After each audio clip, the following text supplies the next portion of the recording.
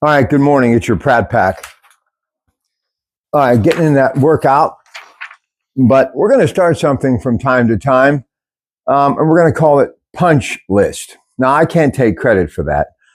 Lou Bruno from 5-Star Remodelers, you know Louie, who has kind of been spending time here, kind of like his home away from home, getting our studio a little bit of a facelift. Still got lots to do, but he's been doing a great job. Highly recommend him. He's a guy that'll fight for you and make sure that you get what you need at a fair price. And he gets the job done. Believe me, he's absolutely a blessing. He's an incredible, gifted man at what he does in the way of fixing just about anything. So what he always would tell me, we'll save that for the punch list. We'll save that for the punch list. I'm like, well, what's the punch list? Last minute details, things you got to finish before you move on to your next job, right?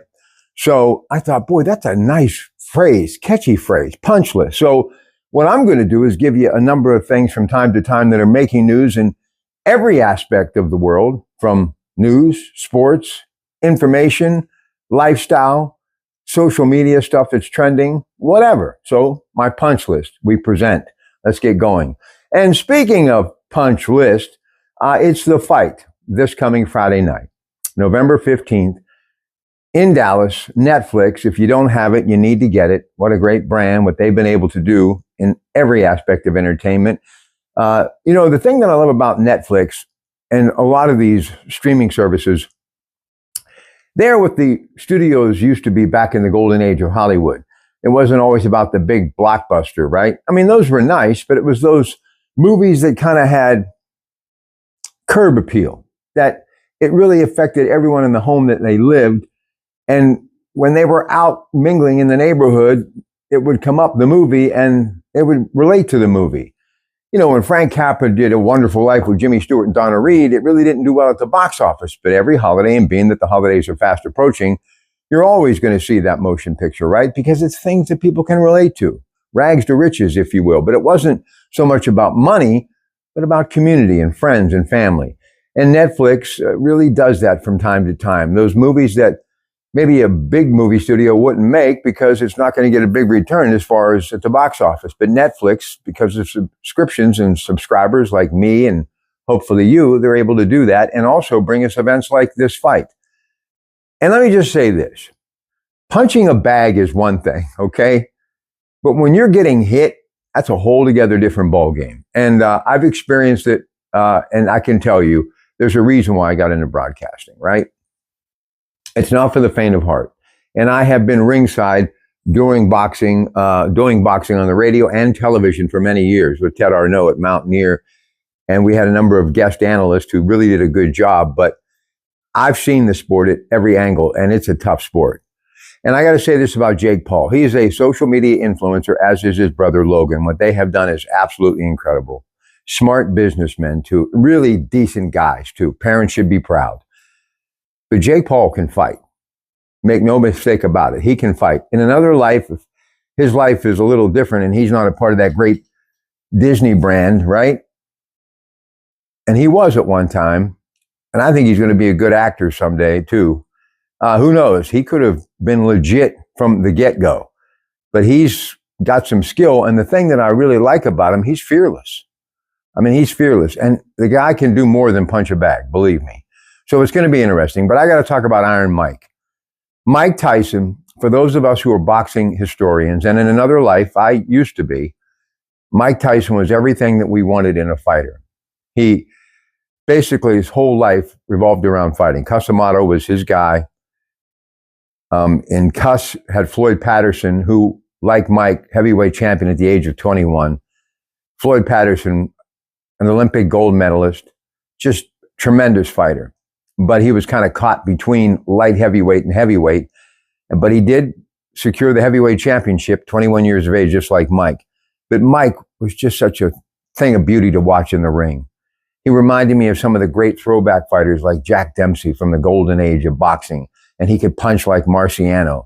And he had that Dempsey roll, that Patterson peekaboo style, all because of the teachings of Juan Casamado.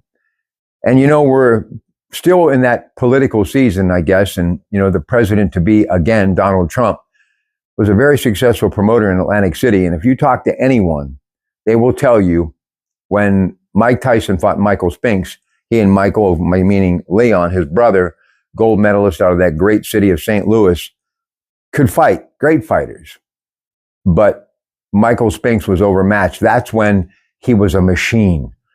And the guy looks great and he looks fantastic working out, but make no mistake about it. He may be close to 60, but he can still punch. He's got a rocket in either hand. So this thing could be over quick. Don't get your popcorn. If Jake Paul can survive the first round, game on. So best of luck to both of those gladiators and a lot of courage, a lot of courage. So we shall see. All right, punch list number 2. Dallas Cowboys. Let me take a sip. First sip of coffee in the morning, nothing quite like it. Dallas Cowboys. Mike McCarthy from Greenfield, Pennsylvania. Love Greenfield.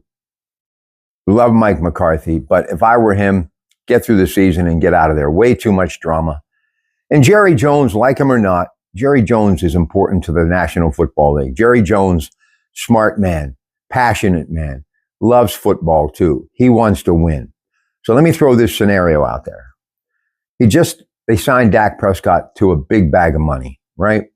I don't think Dak's going to be there because of chronologically how old he is.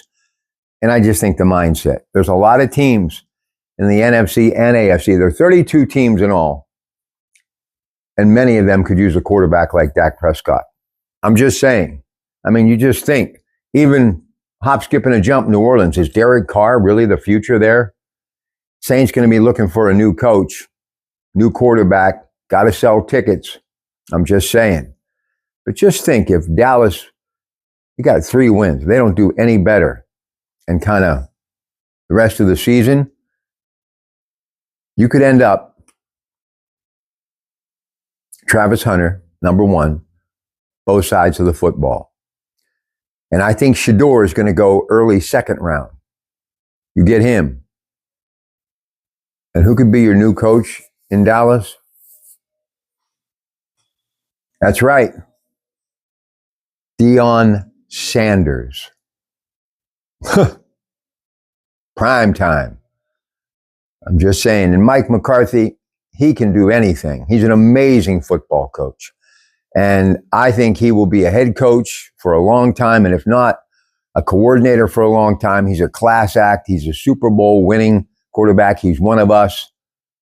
I absolutely revere that man. And I got to tell you, what he is probably going through right now, I wouldn't wish on anyone. So, Coach, we got your back. We love you here in Western Pennsylvania. So that's just that scenario. Now, punch list item number 3. He packs a punch like a heavyweight because he makes decisions that put him in that category of being a champion. He is a Super Bowl champion coach. Mike Tomlin, Russell Wilson, Baltimore this week. Baltimore's defense is not that good. If we can contain Derrick Henry, if we can just slow him down to 3/4 speed, Lamar Jackson, Steelers could take a giant leap to the front of the sports page as the team to beat in this conference. This is a huge game, and Russell Wilson has been playing great football. By the way, the Steelers are a 3.5-point underdog according to BetRivers.net early line. We'll have more on that in a moment. But I don't want to lose Justin Fields. I do not want to lose Justin Fields. I think this game, you start thinking, if you're Omar Khan, they get the win. You start thinking, Mike Tomlin, Mr. Rooney, you start thinking, how do we keep Russell here?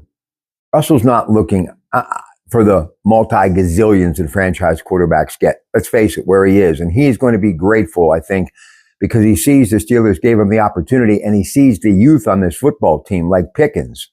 He sees it. So you get him a couple more years, and you do everything you humanly can to keep Justin Fields. Do not trade him away. I mean, I keep hearing all sorts of rumors. Do not trade him away. I think it's evident now with the Bears firing their offensive coordinator, there's been something wrong with the recipe in Chicago. It happened with, obviously, Justin Fields, Mitch Trubisky, and now Williams is kind of regressing. And not to say that he was supposed to light it up. He's just a rookie.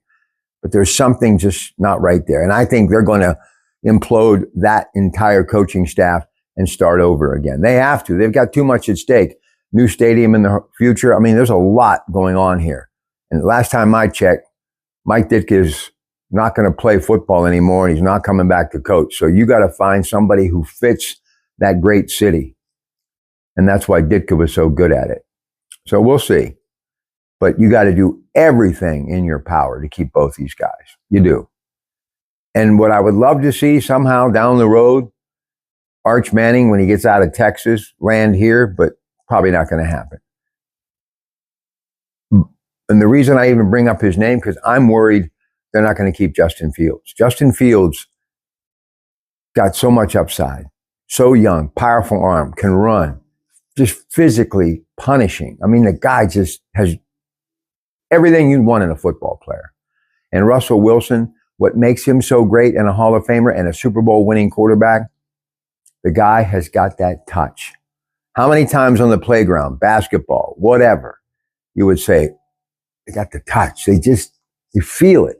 When that ball rolls off their fingers, when they're shooting a basket or throwing a pass, it's just the right velocity. They see it. They see it before it happens. So that's that.